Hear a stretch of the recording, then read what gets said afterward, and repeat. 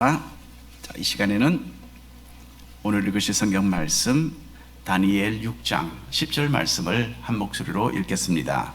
다니엘이 이 조스의 왕의 도장이 찍힌 것을 알고도 자기 집에 돌아가서는 윗방에 올라가 예루살렘을 향한 창문을 열고 전에 하던 대로 하루 3번씩 무릎을 꿇고 기도하며 그의 하나님께 감사하였더라. 아멘. 오늘 타협 없는 믿음이라는 제목으로 잠시 하나님의 말씀 생각해 보겠습니다. 여러분들 혹시 주리두리라는 걸 아시죠? 주리두리에 임하라는 통지를 받으신 적이 있으십니까? 저는 주리가 되어서 법정 판결에 참여하는 것이 어떤 것인지 꼭 한 번은 경험을 하고 싶었습니다. 지난 몇 년 동안 저는 2번 배심원으로 출두하라는 통지를 받았어요. 이런 통지를 받으면 예정된 재판이 실제로 이루어질 것인지를 그 전날 저녁에 전화로 확인하게 되어 있습니다. 근데 저는 2번 다 전화를 통해서 모든 것이 다 해결되었으니 법정에 나오지 않아도 된다 라는 그런 메시지를 제가 받고는 했습니다. 근데 지난달에 3번째로 주리 통지가 날라왔어요. 이번에도 마찬가지일 것이다 라고 생각을 하고 저는 그리 기대를 하지 않았습니다. 근데 하루 전날 전화를 했더니 다음날 아침 8시 15분까지 나오라는 메시지였어요. 그래서 지난 화요일 날 아침에 조금 들뜬 마음으로 호놀룰루 법정에 제가 출두를 했습니다. 배심원 출두 통지를 받고 나온 후보들은 저를 포함해서 거의 한 50명 정도, 48명인가 그렇게 되었습니다. 잠시 법원 직원의 설명을 듣고 모두가 엄숙한 자세로 재판실로 들어갔어요. 50명 거의 중에 먼저 무작위로 선정된 12명이 배심원석에 자리를 잡고 앉았습니다. 판사는 좀 젊은 척에 드는 중국계 남자분이었는데요. 뜻밖에도 굉장히 상냥하고 계속 웃는 얼굴의 그런 분이셨어요. 그래서 저는 판사가 그런 분이 판사다라는 걸 생각하지 못했는데 아주 예상 밖이었습니다. 이 젊은 판사는 그 엄숙할 수 있는 자리를 대단히 부드러운 그런 분위기로 바꾸어 가고 있었습니다. 그리고 판사는 상당히 긴 시간 동안에 참 친절하고도 진지한 목소리로 배심원들의 역할에 대해서 자세하게 설명을 해주는 거예요. 배심원 재판에서는 주리로 세워지는 일반 시민들이 각각 작은 판사의 역할을 한다 라고 아주 여러 차례 그렇게 강조를 해서 설명을 했습니다. 이어서 판사는 간략하게 사건을 소개했습니다. 제가 여러분 앞에 자세하게 말을 할 수는 없지만은 강도 혐의를 받은 어떤 사람에 대한 재판이었어요. 이어서 최종적으로 배심원을 결정을 하는 그런 과정으로 넘어갔습니다. 판사는 배심원 후보들 가운데 피고를 아는 사람이 있느냐라고 물어보더군요. 그리고 그 사건에 대해서 이미 들어보았느냐라고도 물었고요. 그 후에는 검사와 변호사를 개인적으로 아는 사람이 있느냐라고도 질문을 했습니다. 또 배심원 후보들 중에서 혹시 가족이나 친구가 경찰인 사람이 있느냐 그렇게 묻더군요. 만일에 제가 이제 배심원석에 들어가 있는 사람이라면 저는 손을 들어야 되는 겁니다. 저희 교회에 경찰이 두 분이 계시니까 제가 그것을 거기서 밝혀야 되는 거죠. 이런 건 모든 걸 다 묻더라고요. 그리고 그 모든 상황에서 편견을 최대한으로 내려놓고 공정한 판결을 내릴 수 있겠느냐 그렇게 상세하게 질문을 했고 그렇게 하겠다라는 답을 후보들에게서 받아내는 것을 제가 보았습니다. 자, 검사와 변호사 이 두 사람은 이 두 사람도 다 아시아계의 또 젊은 여자분들이었어요. 자, 검사와 변호사는 번갈아 가면서 먼저 선정된 12명의 그 후보들이 적합한 사람들인지를 심사를 하더군요. 특별히 변호사가 신중하게 사람들을 심사하고 또 그 중에 3명의 후보들을 퇴장시키는 것을 제가 봤어요. 배심원석에 앉은 후보가 적합 인물이 아니다라고 판정이 되어서 탈락이 되면 일반석에 앉아있는 우리 후보들 가운데 한 사람이 또 무작위로 선정이 되어서 그 자리를 메꾸는 그런 형태였습니다. 자, 그렇게 해서 전체적으로 한 2시간 반 정도 시간이 걸려서 12명의 배심원과 2명의 대비 배심원이 결정이 되었어요. 나머지 배심원 후보 30명은 해산되어서 재판실에서 나갔습니다. 애석하게도 저도 그만 배심원으로 선정되지 못해서 그냥 털레털레 교회로 돌아왔습니다. 자, 하지만 최소한 배심원들이 선택하는 그 과정을 제가 직접 목격할 수 있었다는 것에 상당한 만족감을 느꼈습니다. 제가 나중에 인터넷을 찾아봤어요. 이번에 재판을 주도하는 이 판사 어떤 분일까? 법률계에서 탁월한 판사로 선정되어서 최근에 하와이주 대법원장으로부터 특별한 상을 받은 사람이더군요. 역시 달랐습니다. 그러니까 저도 이 판사가 굉장히 마음에 들었어요. 그리고 굉장히 뜻밖의 그런 판사의 모습을 하고 있었습니다. 그리고 사건의 정황을 잘 살피고 앞으로 제시될 증거와 또 여러 정언들을 잘 분별해서 정말 공정하게 판결을 내리는 그런 작은 판사들이 되어달라고 거듭해서 당부했습니다. 공정한 재판이 이루어지도록 하기 위해서 참 심혈을 기울이는 이 젊은 판사를 보면서 저는 느끼는 점이 많았어요. 정부 관리들의 부정부패가 많기로 알려진 소문난 이 하와이지만 이 판사가 이끄는 법정에서는 법이 공정하게 적용되겠구나, 그런 신뢰감이 저에게 들었습니다. 2500년 전에 살았던 다니엘이 바로 그런 사람 아니겠습니까? 다니엘은 왕들을 섬겼던 탁월한 신하였습니다. 하나님의 지혜로 충만했던 다니엘은 이방나라 왕들에게 살아계신 하나님의 능력과 그 권위를 아주 생생하게 드러내어 주었습니다. 그리고 다니엘은 타협할 줄 모르는 참 믿음의 사람이었어요. 다니엘 6장 말씀을 통해서 오늘 이런 타협 없는 믿음이 우리 모두에게 크나큰 도전이 되기를 간절히 바랍니다. 1번 함께 읽겠습니다. 청렴결백한 삶. 자, 우리는 지난주에 벨사살 왕이 죽임을 당하고 그 영광스럽던 바벨론 왕국이 그만 막을 내리는 것을 보았습니다. 그리고 바벨론 나라를 이어서 바사 왕국이 시작되었죠. 여기서 바사 왕국이라는 것은요, 지금 이란 있잖아요. 이란의 옛날 이름이 이 퍼시아, 지금도 퍼시아라는 이름을 사용해요. 물론 그 옛날 이 이란 나라가 바로 바사 나라였습니다. 바벨론을 정복하고 다스렸던 첫 번째 바사 나라 왕은 다리오였습니다. 다니엘 6장 1절 2절 말씀 우리가 함께 읽겠습니다.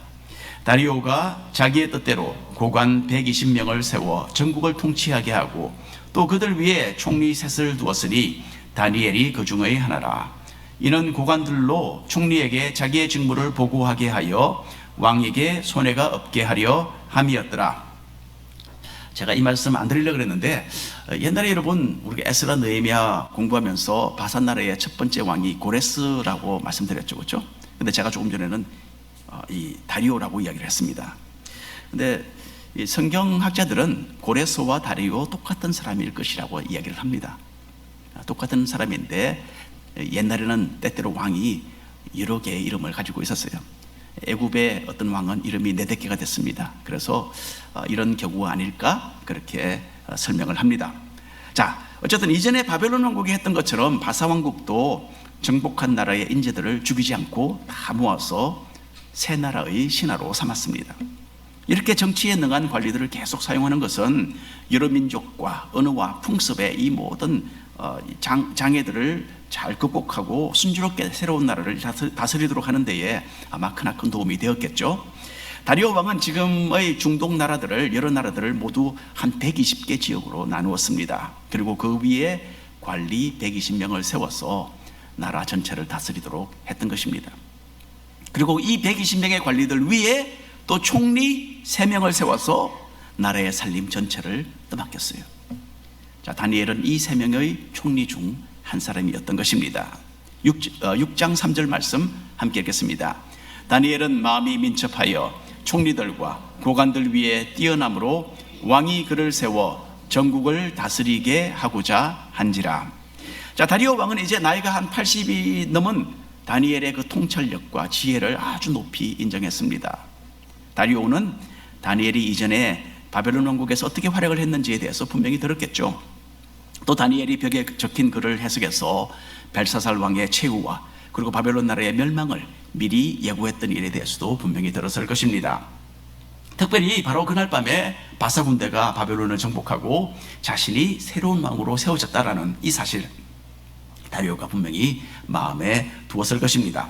이렇게 해서 다리오 왕이 다니엘을 높은 지위에 올려놓고 지켜보기 시작했는데, 과연 다리오는 다니엘이 참으로 탁월한 사람이라는 것을 직접 눈으로 확인하게 되었던 것입니다. 그래서 이제 왕은 다니엘을 더더욱 높여서 자신 바로 다음 지위와 권한을 주어서 바사 왕국 전체를 다스리도록 하겠다라는 이런 엄청난 계획을 마음속에 품게 됩니다. 자, 직장에서나 사회에서 여러분, 우리 믿는 사람들은 모범이 되어야 됩니다. 다니엘처럼. 만일에 우리가 하나님을 믿는 신앙을 잘 간직하면서 참으로 유능하게 업무를 잘 처리하는 그런 사람들이라면 하나님의 영광 분명히 우리는 드러내게 될 것입니다. 그래서 세상 사람들로 하여금 교회 다니는 사람들이 다 당신 같으면 나도 믿겠다 라는 그런 말을 우리가 들어야 됩니다. 이것이 바로 우리의 이 땅에서의 사명입니다. 여러분, 나는 하나님의 백성으로서 세상 사람들에게 모범이 되어가고 있는가라고 우리는 진정으로 우리 스스로에게 물어보아야 되는 거예요. 우리가 세상의 빛과 소금의 역할을 진정으로 감당한다면 설사 하나님을 믿지 않는 사람들이라 해도 우리를 높이 평가하고 우러러보게 되는 것입니다. 다니엘이 바로 이런 사람이었습니다. 다니엘 6장 4절부터 5절까지 말씀 한 목소리로 읽겠습니다. 이에 총리들과 국관들이 국사에 대하여 다니엘을 고발할 근거를 찾고자 하였으나 아무 근거 아무 허물도 찾지 못하였으니 이는 그가 충성되어 아무 그릇됨도 없고 아무 허물도 없음이었더라. 그들이 이르되 이 다니엘은 그 하나님의 율법에서 근거를 찾지 못하면 그를 고발할 수 없으리라. 다른 총리들과 높은 신하들은 다니엘을 시기해서 이제 흠을 잡고 깎아내리려고 했습니다. 이건 참 인간의 타락되고 부패한 모습 아닙니까? 자, 그런데 이런 악한 사람들의 눈에도 다니엘은 청렴결백한 사람이었기 때문에 아무런 약점도 발견되지 않았다는 거예요. 이게 참 놀라운 사실입니다. 그래서 이 사람들은 진정으로 이 놀라운 사실을 시인을 하죠. 다니엘이 자신의 하나님 섬기는 것을 우리가 죄로 몰아서 모함하지 않는다면 이 다니엘을 깎아내리는 것에 우리는 실패할 수밖에 없다. 그렇게 이 사람들이 의견을 모았던 것입니다. 와, 우리가 모두가 이런 좀 대접을 받았으면 얼마나 좋았겠습니까? 그렇죠? 예. 악한 사람에게도 비난받을 만한 아무런 빈틈이나 허물이 없었다는 점은 정말 다니엘이 철저한 믿음의 삶을 살았다는 것을 잘 증명해 주는 것입니다. 이런 다니엘의 의로운 삶은 여러분, 사람들만이 아니라 하나님도 인정하셨어요. 읽어볼까요? 에스겔 14장 13절 14절 말씀 한 목소리로 읽겠습니다. 인자야, 가령 어떤 나라가 불법을 행하여 내게 범죄함으로 내가 손을 그 위에 펴서 그 의지하는 양식을 끊어 기근을 내려 사람과 짐승을 그 나라에서 끊는다 하자. 비록 노아, 다니엘, 욥 이 세 사람이 거기에 있을지라도 그들은 자기의 공의로 자기의 생명만 건지리라. 나 주 여호와의 말이니라. 자, 노아는 자신의 시대에 참 의로운 사람으로 인정을 받고 하나님의 은혜를 입었죠. 그래서 하나님의 말씀대로 방주를 지었고 그것으로 온 세상의 멸망 가운데서 자신의 생명과 자신의 가족의 생명을 건진 사람이었습니다. 욥은 어떤 사람입니까? 하나님께서 의롭다고 칭찬하며 인정했던 사람이죠. 그리고 사탄의 참 불과 같은 그 고난을 통과해서 하나님과 사람 앞에 그 의로움을 확인하며 나중에는 갑절의 복을 받았던 사람이 욥입니다. 에스겔서에서 하나님께서는 노아와 욥, 그리고 여기 보니까 다니엘도 이 사람들처럼 의로운 사람이다 라고 인정하고 계세요. 구약 시대의 다른 이 믿음의 거장들과 어깨를 나란히 할 만큼 다니엘의 삶은 완벽했던 것입니다. 자, 이제 다니엘의 삶에 대한 진실을 증명하는 큰 시험이 다니엘에게 닥치게 됩니다. 다니엘을 시기하던 신하들은요, 지혜로워서 나라의 큰 보탬이 되고 진실과 충성으로 임무를 감당하고 있는 다니엘을 보면서 이 사람을 칭찬하기보다는 이거 참 눈의 가시처럼 제거해야 할 적으로 여겼던 것입니다. 이 악한 사람들은 다니엘을 모함해서 제거할 수 있는 한 가지 묘책을 세웠어요. 재미있죠? 읽어보겠습니다. 6절부터 8절까지 말씀입니다. 이에 총리들과 국관들이 모여 왕에게 나아가서 그에게 말하되 다리오 왕이여 만수무강하옵소서. 나라의 모든 총리와 지사와 총독과 법관과 관원이 의논하고 왕에게 한 법률을 세우며 한 금령을 정하실 것을 구하나이다. 왕이여, 그것은 곧 이제부터 30일 동안에 누구든지 왕 외의 어떤 신에게나 사람에게 무엇을 구하면 사자굴에 던져 넣기로 한 것이니이다. 그런즉 왕이여, 원하건대 금령을 세우시고 그 조서에 왕의 도장을 찍어 메대와 바사의 고치지 아니하는 규례를 따라 그것을 다시 고치지 못하게 하옵소서. 신하들은 자신들의 악한 목적을 달성하기 위해서 정말 교묘하게 일을 꾸몄습니다. 앞으로 30일 동안 다리오 왕이 아닌 다른 어떤 사람에게나 또는 물론 어떤 신에게까지 도움을 구하는 사람이 있다면 그 사람을 사자굴에 던져넣는 법을 만드십시다. 그렇게 왕에게 제안을 했던 거예요. 이 사람들은 자신들이 왕의 정말 충성된 사람들이라는 그런 과면을 썼습니다. 그리고는 왕을 위하는 척 하면서 자기들의 그 숨겨진 목적을 이루려고 했습니다. 왕의 힘을 빌어서. 자, 왕의 입장에서는 신하들의 제안이 참 좋아 보였겠죠. 그렇죠? 자신이 이제 막 세운 이 새로운 나라에서 이제는 이 모든 민족들이 흔들리지 않고 자신의 권위 아래로 딱 하나로 모아질 수 있겠구나라는 이 참 훌륭한 그런 방법을 이 사람들이 제시한다라고 생각을 했을 것입니다. 이렇게 머리 좋은 신하들의 제안을 듣고 다리오 왕은 그만 속아 넘어가고 말았습니다. 백성들을 오로지 자기에게만 충성하도록 하는 그런 좋은 법이다라고 생각을 하고 왕은 그 조서에 도장을 찍었어요. 그리고 왕은 그들이 보여주는 이 거짓된 충성심에 감격까지 했을 것입니다. 여러분, 사람은 속일 수 있지만요, 하나님은 절대로 속이지 못합니다.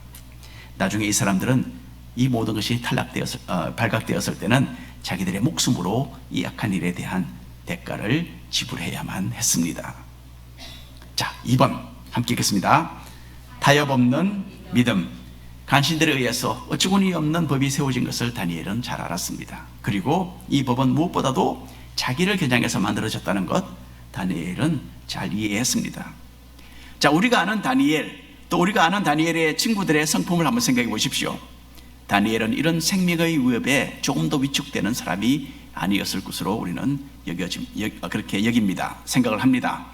자, 만일에 그런데 여러분, 요즘 세상에 이런 비슷한 법이 생긴다면 여러분들은 어떻게 하시겠습니까?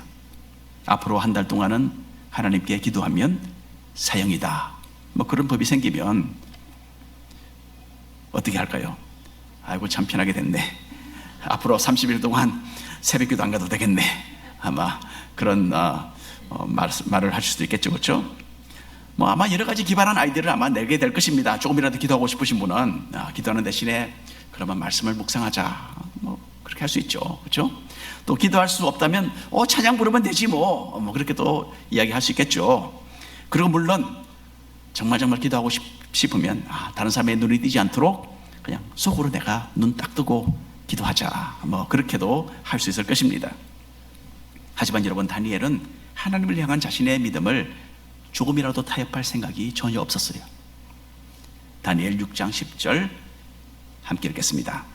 다니엘이 이 조서의 왕의 도장이 찍힌 것을 알고도 자기 집에 돌아가서는 윗방에 올라가 예루살렘을 향한 창문을 열고 전에 하던 대로 하루 3번씩 무릎을 꿇고 기도하며 그의 하나님께 감사하였더라.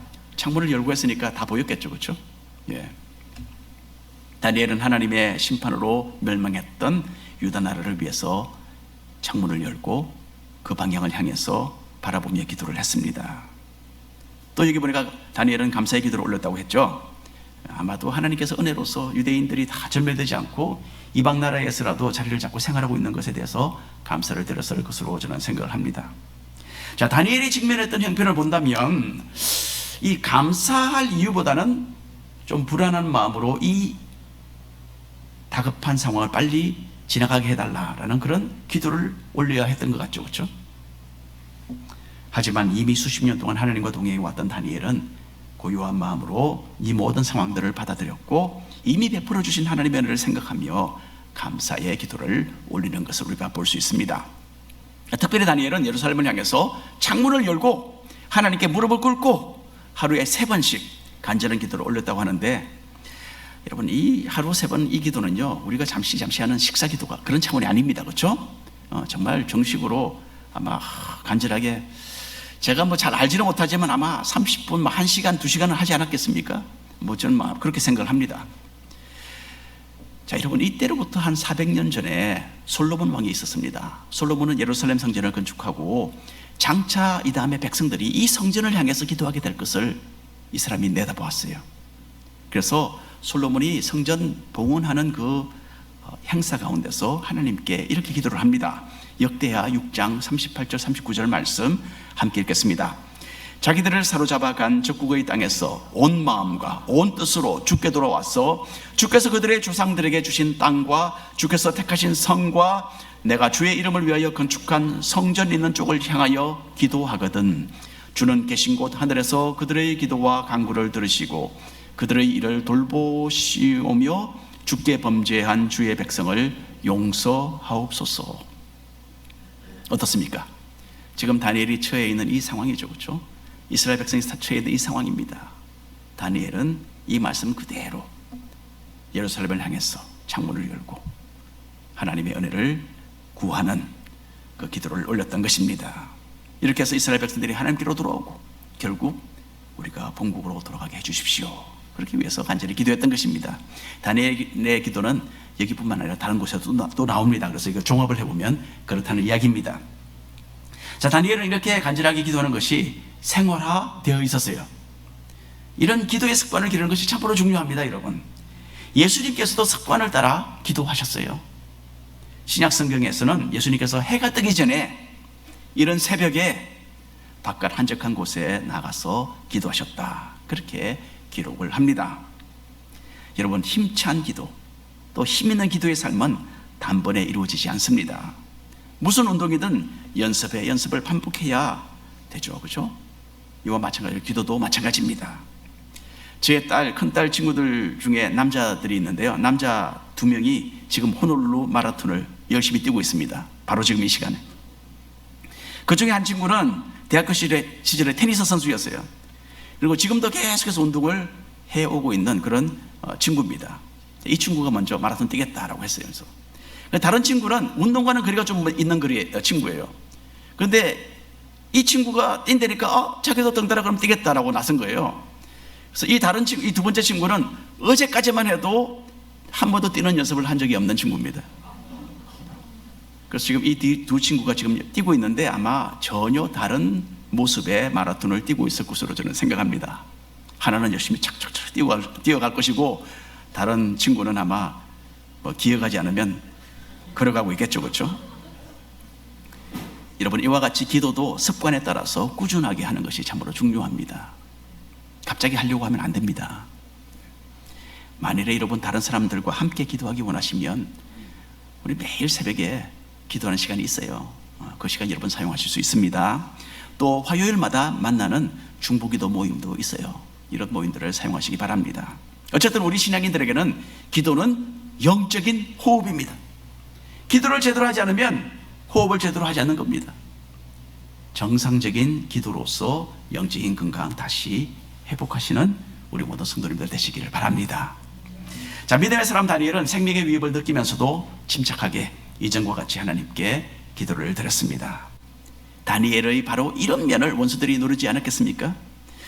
다니엘이 하나님께 대한 충성심 때문에 나라의 법을 어길 것을 미리 예측했던 악한 신하들은 다니엘이 창문을 활짝 열어놓고 기도하는 것을 확인을 하게 됩니다. 그리고 왕에게 고자질했습니다. 자, 그 말을 듣고 왕은 고민에 빠지게 됩니다. 읽어보십시다. 14절 말씀. 왕이 이 말을 듣고 그로 말미암아 심히 근심하여 다니엘을 구원하려고 마음을 쓰며 그를 건져내려고 힘을 다하다가 해가 질 때에 이르렀더라.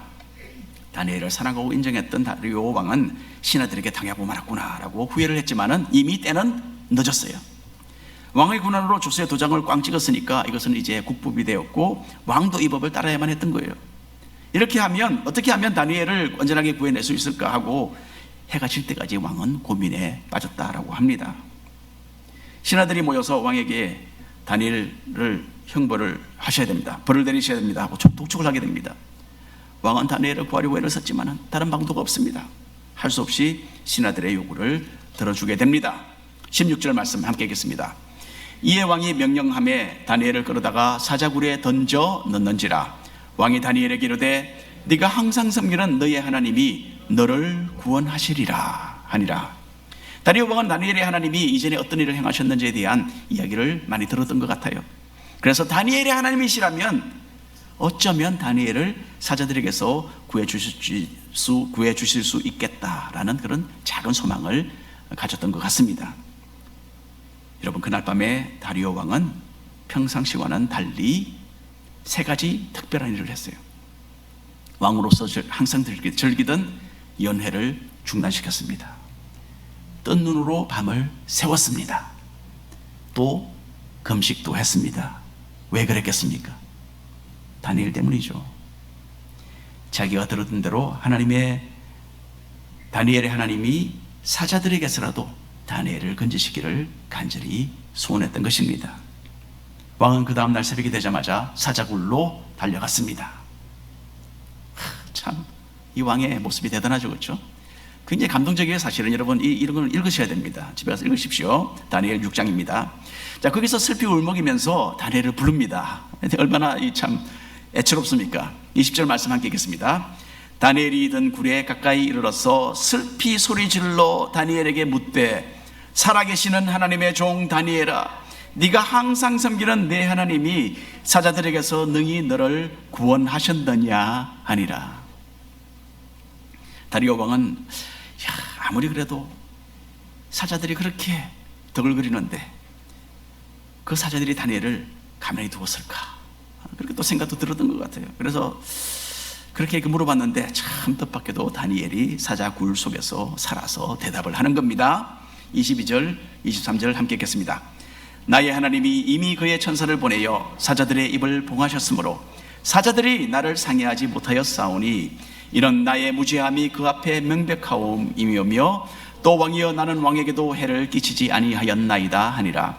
왕이 심히 기뻐서 명하여 다니엘을 굴에서 올리라 하매 그들이 다니엘을 굴에서 올린즉 그의 몸이 조금도 상하지 아니하였으니 이는 그가 자기의 하나님을 믿음이었더라. 그래서 여러분, 이 다니엘의 이야기는요, 다른 무엇보다도 다니엘이 정말 변함없는 이 믿음으로, 타협 없는 이 믿음으로서 하나님을 믿었기 때문에 하나님의 큰 능력을 경험했다. 이게 바로 이번 이 다니엘서 6장의 이 주제인 것입니다. 왕은 너무나 충격을 받았습니다. 왕은 다니엘을 참 존경했지만 이제 다니엘이 섬기는 참 하나님이 정말 살아계시고 실제로 역사하시는 분이라는 것을 자기의 눈으로 똑똑하게 목격하게 된 것입니다. 잠시 후에 왕은 이렇게 다니엘을 모함한 사람들과 그 가족들을 잡아서 사자굴에 집어던지라 라고 명하게 됩니다. 좀 끔찍한 이야기지만요, 이 사람들이 탁 집어던졌을 때에 그 발이 바닥에 닿기도 전에 사자들이 달려들어서 잡아먹었다고 합니다. 그러니까 여러분, 사자들이 그 전날 밤 너무 과식을 해서 배가 불러서 다니엘을 그냥 살려둔 것이 아니라는 거죠, 그렇죠? 다니엘이 타협 없는 믿음으로 하나님을 섬겼기 때문에 하나님께서 보호해 주셨던 것입니다. 자, 이런 살아계신 하나님의 능력을 경험했던 다리오 왕은 가만히 있을 수가 없었습니다. 이전에 하나님의 살아계심을 경험했던 느부갓네살 왕이 했던 것처럼 다리오 왕도 조서를 씁니다. 그리고 모든 자기 나라의 백성들에게, 그 많은 민족들과 언어와 그 백성들에게 다니엘의 하나님은 살아계신 하나님이다 라고 널리 선포했다라고 합니다. 자, 오늘 결론의 말씀을 드립니다. 오늘 제가 처음에 이 재판 자리에 대해서 말씀도 드렸고 또 이란에 대해서 오늘도 잠시 이야기를 하는 그런 이 시간인데, 최근에 저는 타헤르라는 이란 사람의 간증을 읽어본 적이 있습니다.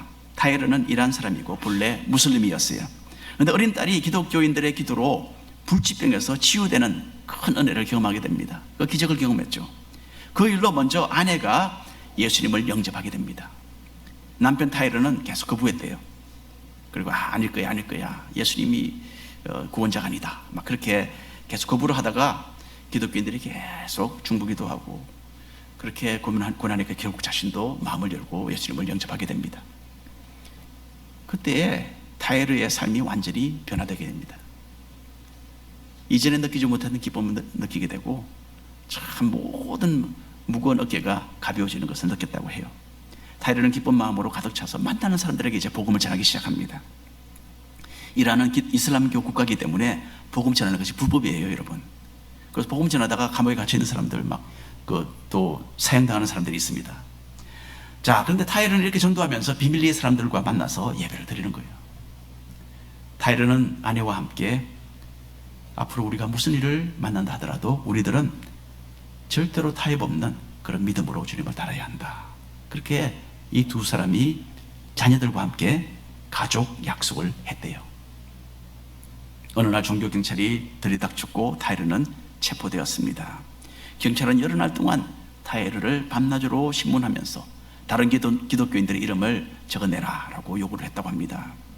경찰은 살인범들과 강간범들이 갇혀있는 곳을 보여주면서 만일에 네가 기독교인들의 이름을 알려주지 않으면 여기에 너희 딸들을 던져넣겠다라고 협박까지 했다고 합니다. 이것이 타이르에게는 가장 큰 믿음의 시험이었대요. 아빠로서 타이르는 물론 당연히 자기의 딸들을 보호할 수 있기를 간절히 원했다고 합니다. 하지만 타이르는 자신이 아내와 딸들과 함께 주님께 충성할 것을 맹세했는데 내가 그 맹세를 어떻게 저버릴 수 있겠느냐, 그렇게 생각했다는 거예요. 그래서 끝까지 타이르는 자신이 아는 기독교인들의 이름을 하나도 알려주지 않았다고 해요. 재판날이 되어서 법정에 섰을 때에 참으로 놀라운 일이 벌어졌다고 합니다.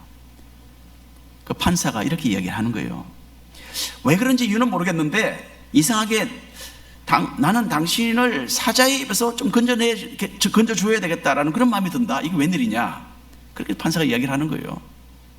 사자의 입에서 건져낸다는 것은 뭡니까? 이 다니엘의 이야기잖아요.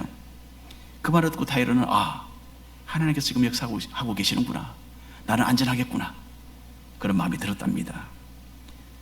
판사는 경고를 했대요. 다시 한번 네가 전도하다가 붙잡히면 그때는 사형이다 경고하면서 타이르를 풀어줬대요. 타이르는 기적적으로 풀려났는데 그 다음에는 생활이 너무 어려웠대요. 왜냐하면 이제는 직장을 잡을 수가 없었답니다. 또 종교경찰이, 비밀경찰들이 계속해서 감시하고 따라다니면서 회방하고 해서 그렇게 괴로움을 당하다가 결국 결정을 내렸답니다. 가족을 데리고 이란을 빠져나오기로 결정했어요.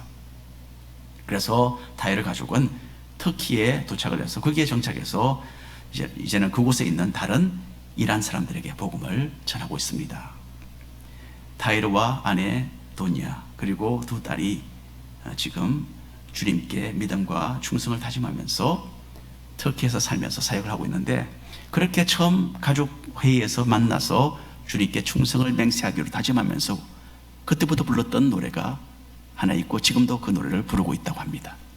그 노래 찬송가 71장에 있는 내게 있는 모든 것을 아낌없이 바치네, 사랑하고 의지하여 주만 따라가겠네, 주께 드리네, 주께 드리네, 사랑하는 구주 앞에 모두 드리네.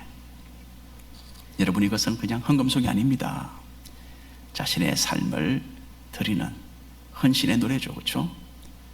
그리고 예수님의 그 사랑이 너무나 감사해서 주님께 타협 없는 믿음으로 희생하겠다라는 그런 자신들의 신앙의 고백인 것입니다. 여러분 어떻습니까? 우리를 죄와 사망에서 구원하신 주님은 우리의 모든 감사와 우리의 모든 사랑과 우리의 생명까지도 받으시기에 합당하신 분이십니다. 옛날 다니엘처럼, 그리고 이 참 귀중한 이란 가족처럼 삶 전체를 주님께 바치고 타협 없는 믿음으로 끝까지 주님 따라가시는 우리 모든 성도님들 되시기를 축원합니다. 기도합니다. 하나님,